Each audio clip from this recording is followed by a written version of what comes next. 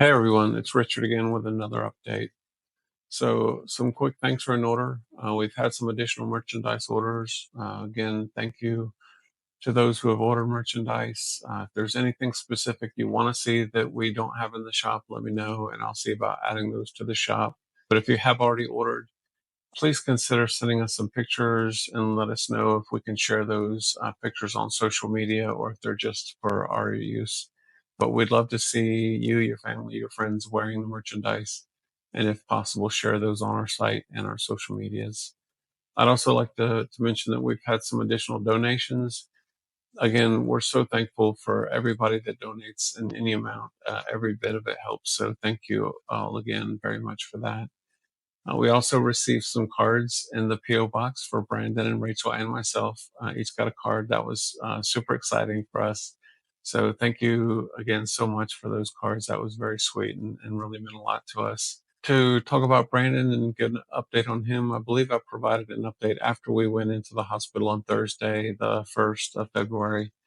So he got chemo that night. It was the first time that chemo has made him feel sick, and that lasted well into the night. But by morning, he was feeling better, which was good. Then it's just kind of a waiting game for his levels to drop enough. We did work on him wearing the sleeve for his leg for the prosthetic some. The prosthetic itself doesn't fit anymore because of swelling and because of appetite stimulant and things like that. But we won't get a new one made just yet. We'll probably have to wait for swelling to go down, things like that.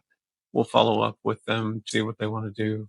But in the meantime, we'll continue working on wearing the sleeve and working on that. He gets the chemos, and depending for 1 hours, 4 hours at um, as far as getting out of the hospital, they test his levels for how much chemo is left at about every 24 hours until it gets close. Then they might start to adjust it to like every 12 hours or so. The expectation or hope is that the level will be at about 10 micromoles per liter at 24 hours, 1 micromole per liter at 48 hours, and less than zero point 0.1 at 72 hours. We've never actually cleared at the 72-hour mark. Uh, hours. So sometimes we've gotten there at 96 hours. Other times it was about 108, 120 or more. This time his levels were at 17.22 at 24 hours, 0.67 at 48 hours, which was great, 0.15 at 72 hours, and then finally 0.08 at 96 hours.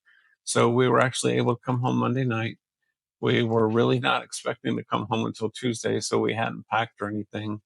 And because we're there for 4 or 5 days and to make ourselves as comfortable and productive as possible and to keep our expenses down, we bring a lot of stuff with us. We bring a lot of food and snacks for him, his blankets and pillows, stuff for schoolwork, stuff for him to do to have little projects or have fun with. We bring the Roku for him to stream movies and shows and whatnot, a laptop for him to play games on. I bring my computer equipment, my laptops and stuff so that I can do work, some changes of clothes, on and on and on. So we bring a lot of stuff with us. So it takes a while to pack up and get everything loaded. But we did. We got everything packed and loaded, came home.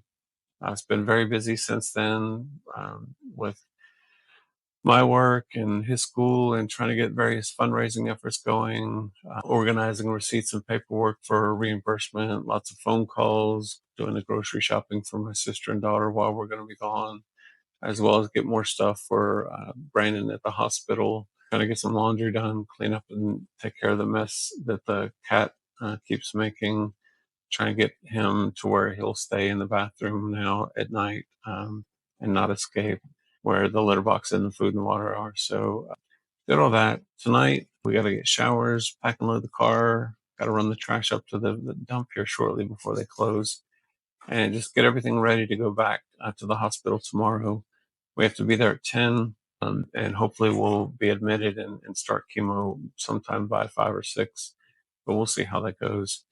It's going to be a busy visit this time. We've got a lot to do over the next week, but the hope and expectation is that he'll be discharged on Monday or Tuesday night, and that's it. He should be finished with chemo. There's still, of course, going to be a lot of follow-up appointments for his amputation site, for the prosthetic leg, for lab work and scans to make sure there's no new growths.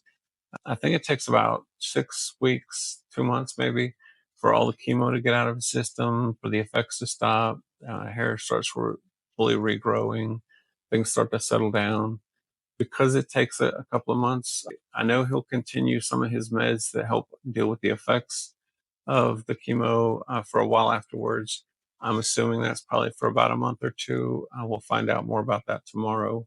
We'll find out, in fact, what most of the next couple of weeks and months will look like once we talk to the doctor tomorrow. So I'll try to give an update on that Friday. It probably won't be tomorrow night because we'll be busy. So that's the update on that. One last thing that I wanted to ask for, and I hate asking for help, but I do need to ask for your help.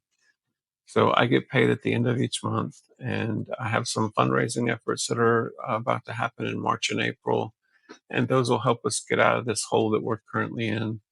But for right now, bills are still coming out faster than I can cover. And so right now, as of this recording, we're overdrawn in our checking account by about $960. I don't get paid for another 3 weeks or so. And I still have bills that are set to automatically come out. I've been trying to get some deferrals and extensions on things that I can. Um, but, there's still things that are scheduled and will come out or will bounce. And so we could really use some help right now. Again, I hate asking for help, but we could really use it. It would mean a lot to us. If you can help and make a donation, that would be great. Of course, we'd love that and really appreciate it. But if you can't, totally understand. But please consider sharing this with your family, your friends, your coworkers, social media, anywhere you can. We've got a flyer that you can download and print, or I'll mail you copies of the flyer if you want to leave them in places. Um, Anything that you can do to help spread the word to others that might be able to help us would mean the world. I am constantly looking for and applying for grants and other financial assistance, but right this minute things are a little desperate and we could use the help. To all those who have already donated and shared our story in our post, or done anything to help us, even thank you notes, thank you so much. The support we've received has been amazing, and we're extremely thankful for every bit of it. Every little bit helps and means a lot to us. And so I don't want to diminish at all from what has already been done. Thank every single one of you from the bottom of our hearts for what you've done.